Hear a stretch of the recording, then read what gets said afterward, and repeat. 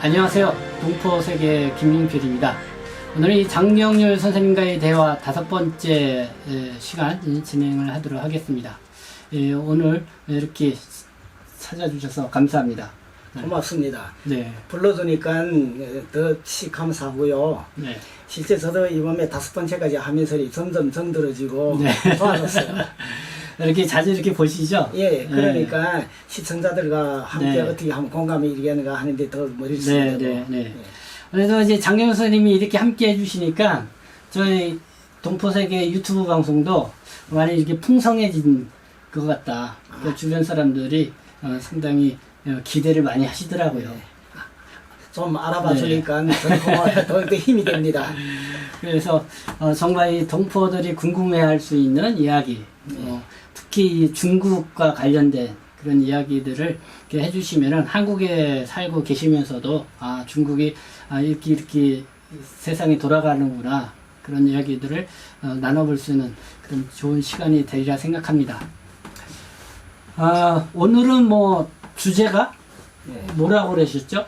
정당방위에 관계돼서 하거든요. 네. 정당방위라는 그걸 얘기를 하자면 조금 그 설명부터 해드려야 될 것 같아요. 네. 1949년도 10월 1일에 중화인민공화국이 성립된 다음에 그 후에 50년대, 60년대, 70년대를 한계 단계라고 할 수 있거든요. 네. 그때는 역시 뭐 대통시대라고도 할 수 있고 그런데 그때 주요한 특징은 계획경제였어요. 네. 그렇기 때문에 모든 것을 국가에서 제정하고 거기에서 맞춰 나가는 그런 계획경제 시대이기 때문에 그게 그 시대 특점이 있거든요. 그러면 그 시대에는 적지 않게는 물론 그 시대에도 법과 규율이 있고 모든 게가 법규 해당 거기에 따라서 집행됐지만은 더욱 많게는 인치 저희 사람에 의해서 다스려지는 게가 더 많았고 법은 완벽화되지 못하고 아주 뭐 허점들이 많았죠. 네. 이런 것만큼 그 시기에는 상대적으로 말하면 좀 저희 완벽하지 못한 이런 환경에서 우리가 살다 나니까 그런가 했거든요. 네. 그런데 70년대 말 지나서 문화혁명이 끝이 나고 그 다음부터 뭐 대통령 시대는 지나가고 마동일 말하면 등소평 시대가 돌아왔다고 할 수 있거든요. 네. 등소평 그분이가 중국에서 최고의 권력자, 최후의 결책자로 군림하면서 그분이 그분이 주장에 따라서 뭐 모든 국가와 저기 공산당이 노선 방침 정책이 지정됐거든요. 네. 그리고 전 사회는 법제화로 나갔어요. 네. 그러니까 법제화로 나가서 오늘날까지 오다 나니까 어정도 그건 30년이 지났거든요. 지난 이 30여 년간에 중국에서는 모든 게가 법으로 다스려야 된다. 네. 법은 무엇보다도 높다. 법은 어디에서 제정하는가? 중국 인민대표대에서 제정하고 거기서 통과해가지고 그 누구든지 법 위에서 군림해서는 안 된다. 그러니까 정사적으로 법제화 사회를 들어갔거든요. 그러니까 이런 것만큼 여기 제한 중국 동포로 포함해가지고 모든 분들이 중국에 가신 남은 중국의 해당 법규 그걸 알고 또 그게 리얼한다면 제중동포들은 돌아가서 이제 더욱 잘 적응할 수 있고 더욱 잘 활용할 수 있고 그 다음에 외국 분들은 중국에 돌아가서 중국에 만일 진입한다면 중국의 법을 알기 때문에 그런 피해를 적게 받을 수 있다. 네. 그래서 네. 그의 한계 주요한 내용이 하나로서 지난번에는 먹방 문제 그 양식 문제를 해가지고 해당 법규를 어떻게 지켜야 했다면 이번에는 가서 어떻게 하면 정당적인 방위를 해가지고 자기 그 권익을 보호하겠는가 네. 이런 거 주제로 얘기를 하자. 그러니까 그 한국 사회도 보통 우리 법치주의 국가라고 그러잖아요. 예, 법으로 그래. 다스리는다. 예. 그러니까 중국도 이 법치주의를 따른다는 거죠. 예, 그 개입경제하고 시장경제의 그 아주 선명한 특점이 하나가 뭐 법치에 있다고 보거든요. 이 자리에 이야기를 했지만은 지난 그 70년대까지는 그 모든 나라는 법이 있었지만 그래도 인치가 더 많았다고 생각하고 네. 그 후에는 모든 게가 시장경제에 들어가는 것만큼 더욱 절실하게 그 법제화가 수요되거든요. 네. 그러니까 그게가 9번쯤이 되죠. 네. 오늘 주제를 이제는 정당방위를 잡으셨는데 예. 정당방위 그러니까 그쵸? 이 상대방이 불스에 예. 나를 때렸다 그러면은 나도 예. 때릴 수 있는 예. 그런 거죠. 예. 근데 이게 정당방위가 한국사에서도 늘 논란이 돼요. 이게 정당방위냐, 예, 또 그렇죠. 과잉방위냐 예, 예. 하면서 논란이 되고, 이것도 정당방위라고 하지만은 너무 상대방이 가했던 거에 너무 지나치게 죽음에 이르기까지 뭐 맞아요. 이렇게 하면은 또 문제가 되죠. 문제가 되는 그런 게 있는데, 중국도 그런 부분에서는 어때요? 비슷한가요? 대단했지요. 예. 아까도 이제도 선에서 이야기했지만은, 지난 건국이 돼서부터 그 30년간에는 적지 않은 경우들이 허점이 많았어요. 네. 한국은 오늘날에 와서 비교적 법제가 완벽하되다 나니까, 네. 그 밑에 각항 조리 조목조목 많지만 중국은 그렇지 않았거든요. 아, 그런데 지금 오늘날에 이번에 중국에서 법제 정당방위에 대한 특히 네. 법제화를 가해성 완미화하면서 네. 정당방위에 대해서마도 10여 가지 관계되는 거 새롭게 수정했거든요. 네. 거기에 대해서 하나하나 훑어볼 필요 있는데요. 네. 그런다면 우선 그 정당방위라는 게 무엇이냐 이런다면 중국하고 한국이 거기도 기본상 거의 비슷한 네. 내용이에요. 네. 거기에서 한국에서 뭐 네이버 백과에서 지식백과에서 거기 정당방위에 대해서 정의를 하는데 따르면 그렇지요. 네. 긴급 부당한 침해에 대하여 자기 또는 타인의 권리를 방위하기 위하여 네. 부디하게 내가 가해다가 자기가 당사자가 침해를 받는 당사자가 가해를 하는 네. 이런 행위다. 네. 이렇게 정의를 했거든요. 그 역시 중국의 뭔가 거기에서도 그 정의를 한 것이가 형법 20조 그 규정에 따르면 네. 국가나 공공리 혹은 본인의利益, 타인의 인신이나 재산, 재물이 기타 이런 그 권리들이 네. 부정당한 불법적인 침해를 당할 때 네. 거기에 대해서 그거 행위를 저지시키기 위한 행위 또 이런 불법자들이 조성한 이런 행위에 대해서는 뭔가 뭐 방어를 한다면 이건 다 정당방위라 하거든요. 네. 그런다면 여기에서 이야기라는 게가 성립 요건이 있거든요. 첫째는 무엇인가? 현재가 내가 부당한 행위를 부당한 침해를 당하고 있다. 내가 지금 진행형이 돼야 되거든요. 네. 그 다음에 둘째는 무엇인가? 자기와 타인이 법적으로 제정된 권익이 침해를 받고 있다. 네. 이런 행위거든요. 그 다음에 세 번째는 내가 정당방위를 한 이유가 아주 당당해야 되고 상당한 이유가 있어야 된다. 이 세 가지지요. 그러니까 항상 이제는 첫 번째, 두 번째 말씀하신 부분은 네. 이게 이제 법적으로 쭉쭉 나와 있기 때문에 그렇죠. 좀 해결할 수 있는데, 세 번째 마지막에 항상 논란이 되는 게 상당한 이유가 예. 있어. 이거는 해석의 논리가 상당히 있죠. 그렇죠. 이게 상당한 예. 이유에 해당이 되냐 안 되냐. 예. 그래서 이게 정당방위이다, 예. 아니면 방위이다, 뭐 이렇게 해서 해석의 논란이 있긴 있는데, 예. 아마 중국에서도 그런 좀 그러니까 뭐 해석에 있어서 예. 논란이 있을 수 있는 요소들이 상당히 있었던 것 같죠. 예. 그러니까 요번에 아마 그 중국의 최고 인민법원, 예. 안구로 하면 대법원에 해당되나요? 예, 대법원이죠. 네. 최고인민법원 대법원 그 위에 네. 있는 헌법재판소하고 비슷하고 예. 네. 그게 제일 최고급이거든요. 거기서 이 정당방위 제도 적용에 대한 지도 의견을 발표를 해서 예. 좀 구체적으로 정당방위는 이러할 때 해당이 된다 이게 예, 나와 있는데요. 예.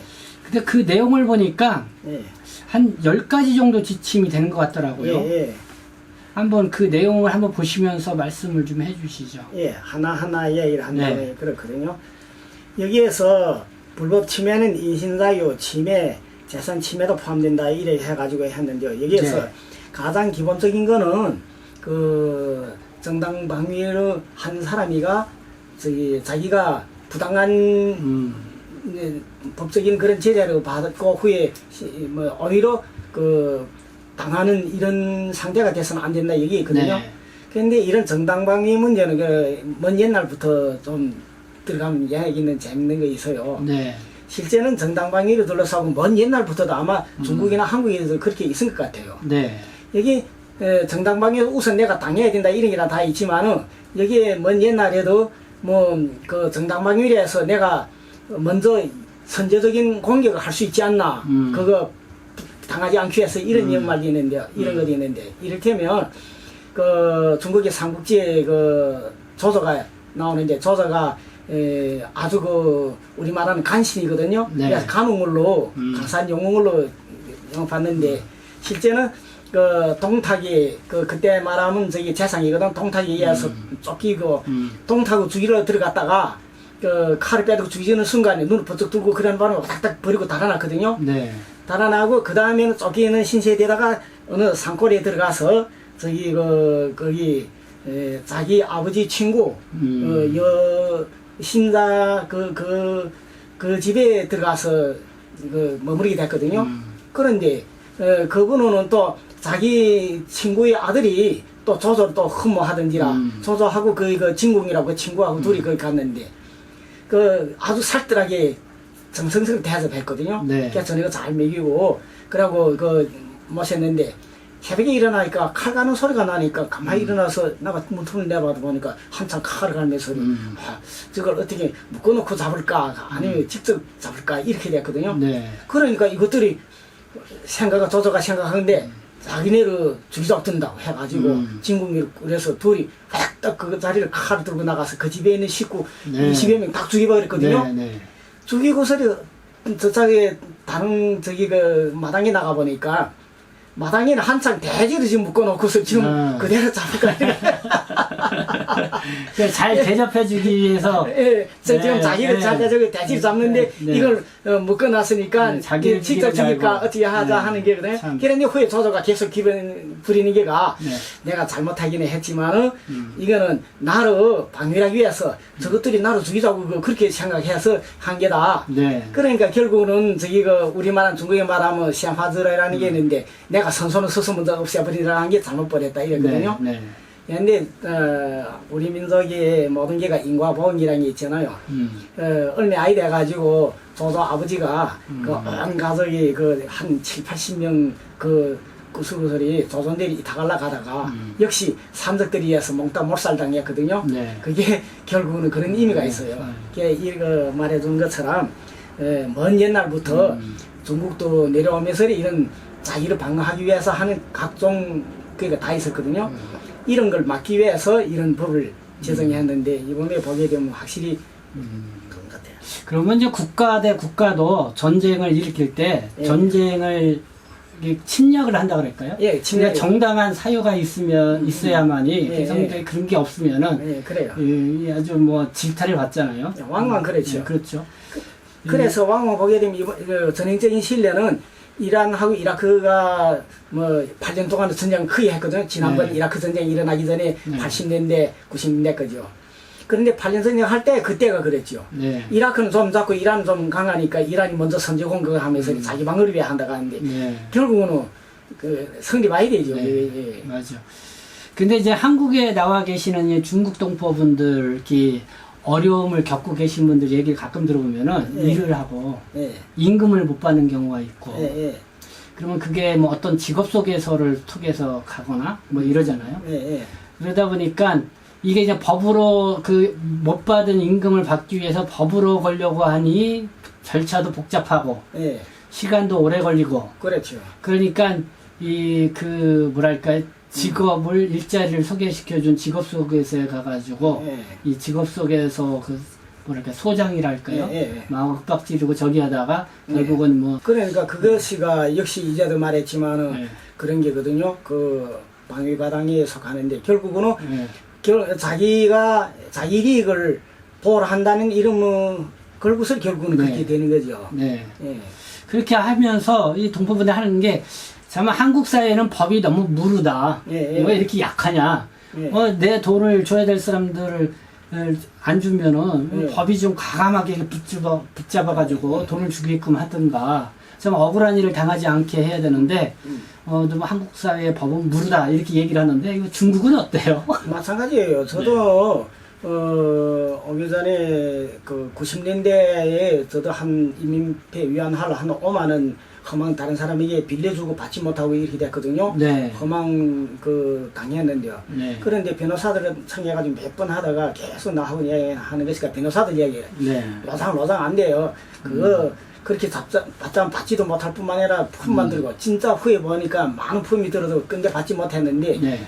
내가 이야기하니까 사람을 고용해가지고 그저 우름장 놓고 납치하라. 결국은 그게 안 되죠. 뭐 못 받을지언정 오히려 그 후에 오는 게가 더 강했거든요. 그렇지만은 그게가 후에 법제화 되면서리 모든 게지 그 전에는 70년대까지만 안 그랬어요. 네. 이를테면 실례 든다면 그런 게 있거든요. 72년도 그때 있은 일인데요.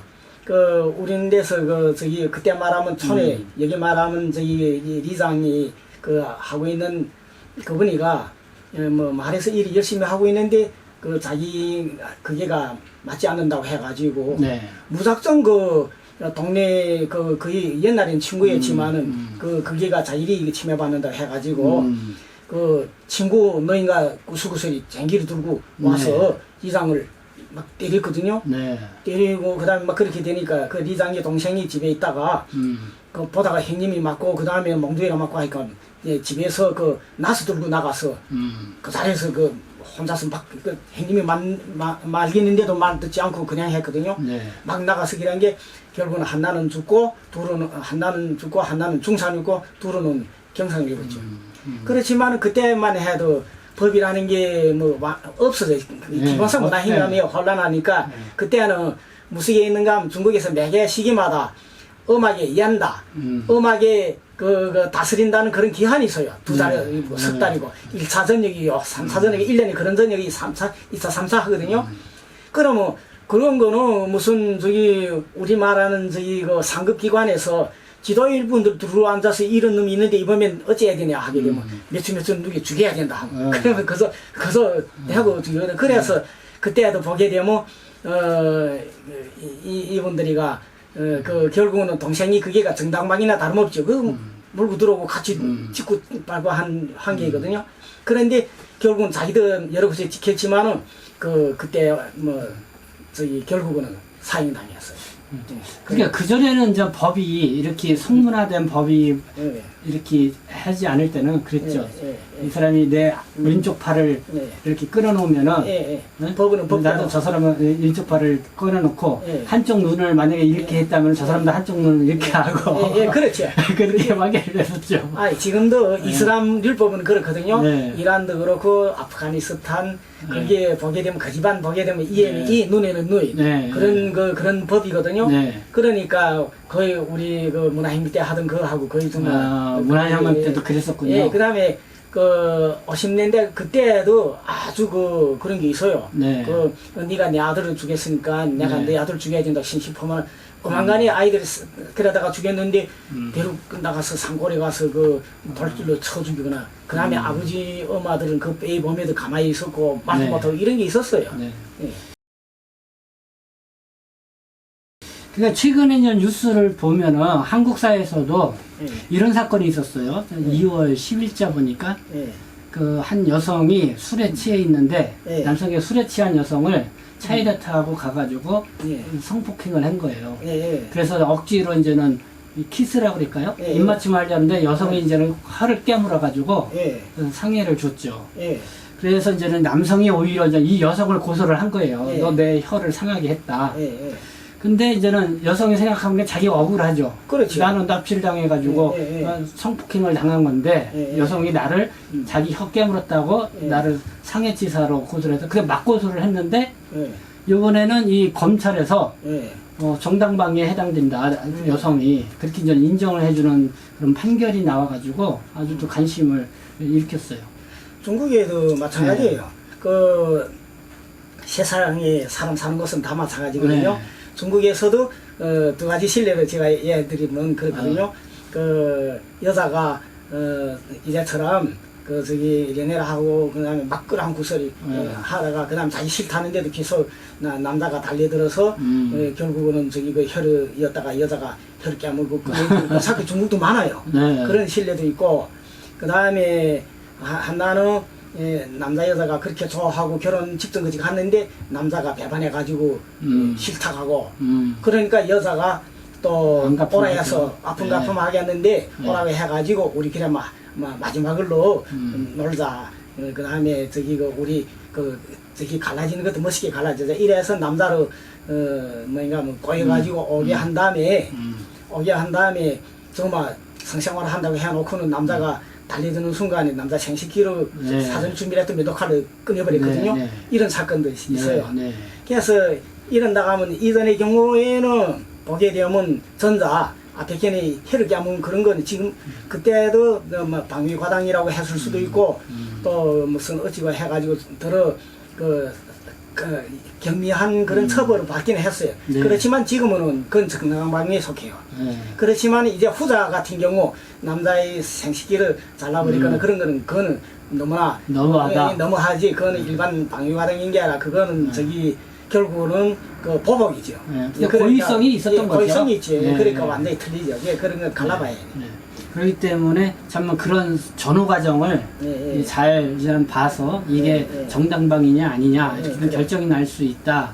뭐 그런 사례들이 뭐 미국이나 중국 뭐 그런 사람들이 있는데 이게 좀 나라마다 좀 다른 측면도 있고 뭐 이런데요. 근데 이번에 그 중국에서 그러니까 정당방위와 관련돼서 뭐랄까 재정의를 했다. 그러면 어떤 부분이 좀 달라진 부분이 있나요? 이게 일테면 이제도 얘기했지만은 이런 걸 통해 가지고 정당방위를 한 좋은 사람이 침해를 받는 일이 옛날에도 많았거든요. 뭐인가 하면 과잉 저기 방어라 해가지고. 그런데 이런 분들이 그 억울함을 당하지 않도록 하기 위해서 여기다가 역정부터 둔 것 같아요. 옛날에는 그러니까 결국 내가 당하고 있으니까 방어를 하다가 생긴 일인데 그러니까 좀 더 이쪽에 그 당사자 피해자의 그 측에 서서 좀 더 생각해 준 거거든요. 이를테면 한 가지 사건 말하면 길림성 산동성 청도시에서 있은 사건이거든요. 여기 한 집에서 역시 이제처럼 그런 그게 그러니까 80년대 말 90년대 그때 있은 사건인데 결국은 한 마을에서 역시 이제처럼 형제간이 같이 있는데 역시 형이가 맞아대니까 동생이 같이 맞췄거든요. 침에서 역시 또 그것도 역시 상해를 입힌 게인데 결국은 저짝에 집을 쳐들어오고 가택을 침범해가지고 가해를 하던 그 사람들이 역시 많이 상하고 당하고 이러니까 법에 고소를 했는데 결국은 법에서 이쪽에 방어를 한 사람들 젊고 한데 너무 과하게 했다고 해가지고 1년 6개월인가 그 형을 했거든요. 그런데 이분들이가 한 20년 지난 다음에 이번에 최근에 그 법이 나오니까 그걸 옛날에 그게가 정당방위인데 다시 재심의를 해달라고 했거든요. 재심의를 해달라고 해서 옛날에 그 법이가 잘못됐다. 그리고 그 다음에 그거는 그때 환경에서 한 게지만은 그러나 보면 법적으로 이게가 뭐인가 뭐 정당방위에 속하는데 잘못 판결된 거다. 그런 걸 해주고 그런데 그때는 그랬으니까 이미 유효기도 지났고 법적으로 손해배상하는 이런 것도 때가 지났다. 이래가지고 좀 말았어요. 그러니까 이런 것도 시간이 지남에 따라서 또 그때 어떤 거는 그때 형을 20년 30년 받은 분들이 후에 이 법이 나오기 전이거든요. 법이 나오기 전에 20년 30년 형을 받고 있고 지금도 있던 분들이 다시 법에다가 걸어가지고 재심리를 거쳐서 형을 더 낮게 받거나 그러지 않으면 정당방위에 속해서 석방되는 분들도 이런 사례들 중국에 있어요 지금. 참 뭐 이렇게 따져보면은 그렇게 억울하다 생각하는 그런 사건 사고 또 이런 것들이 상당히 많을 거예요. 많아요. 많죠. 근데 이 중국 같은 경우는 이렇게 내가 억울함을 당했다. 그러면 그런 거를 구제해주는 정부 기구, 기관 작동하는 게 어때요? 그것도 지금 모든 게가 법제적으로 하고 있거든요. 그런데 법을 한다 해도 역시 또 인간적인 감정 요소가 많이 있어요. 그래서 만일 경우에 그 매개법마다 그 기준이가 있어가지고 그 같은 범죄지만은 3년 내지 5년이다. 혹은 2년 내지 5년이다. 이런 경우도 있고, 그 다음에 그 뭐 1, 2년이고, 혹은 뭐 가석방 해서 뭐 저기 집에 거기에서 집에서 뭔가 연금해서 그 형을 받는 그런 식도 있고 무슨 네. 일을 하거든요. 그러다 나니까 중국에서도 그 범위 내에서 자기죄를 고집하고 계속 그 관수리하고 그러면 역시 강한 표준으로 매개 조례에 따라서 제일 엄정한 그걸 하고 그 다음에 같은 범죄라 해도 그 성실하게 느끼고 피해자들에게 정말 진심으로 사과하고 또 개성 그런 게 있다면 그 형을 많이 맞추거나 그러지 않으면 또 뭐 정말 그 상징적으로 그 경미한 벌을 주거나 이런 게 있어요. 네. 근데 뭐 우리 뭐 고유의 역사를 보면은 조선 시대 같은 경우도 이제 억울함을 풀어주기 위해서 이제 신문고라는 제도가 있었고, 있었죠. 예. 그다음에 지금 뭐 문재인 정부 들어서는 이 청와대에 예. 이 청원 국민청원, 청원 그걸 만들어 가지고 그건 상당히 있어요.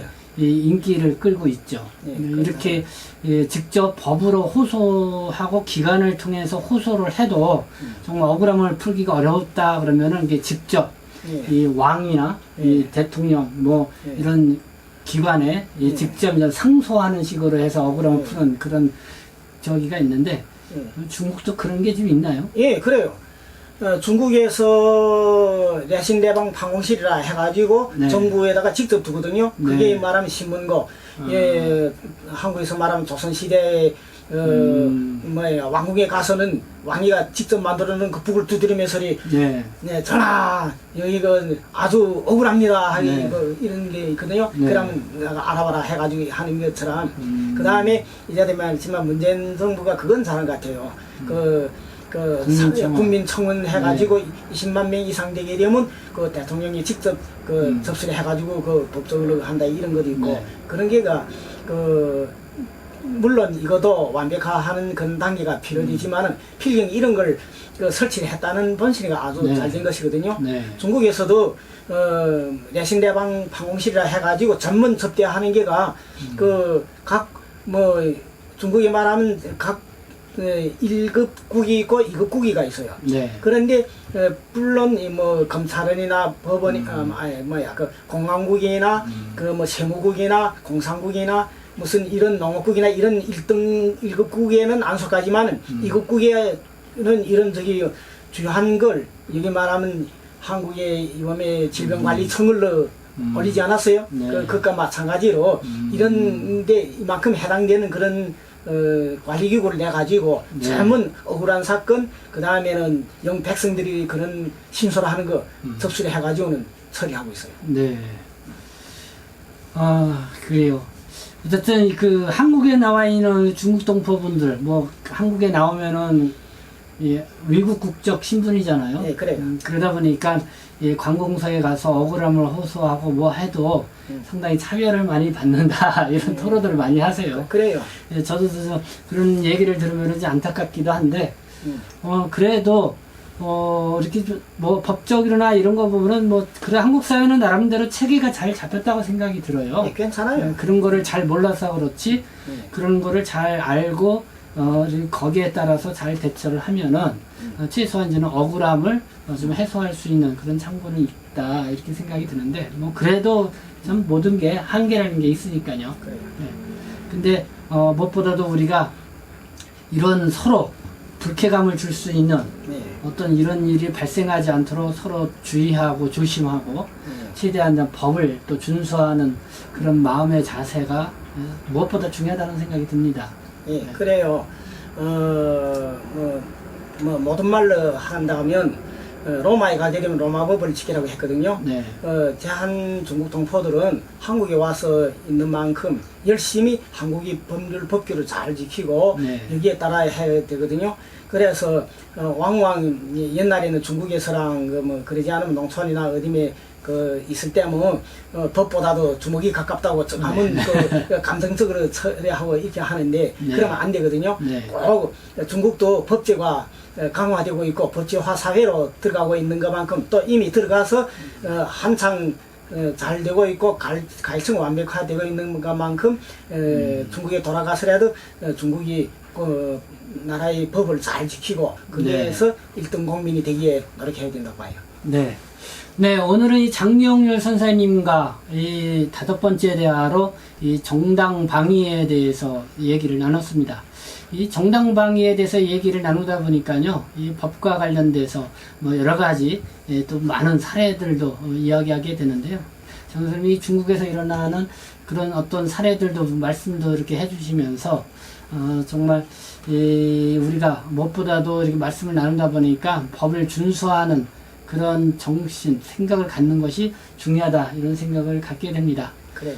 네, 어쨌든 한국에 살고 계시는 동포 여러분들 뭐 이렇게 송사에 휘말리지 않도록 우리가 각별히 그 나라의 법을 잘 알고 그리고 상당히 또 주의하면서 이렇게 살아가는 것이 또 무엇보다 필요하다 생각합니다.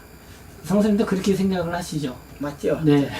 절대적으로 그렇게 해야 해요. 네.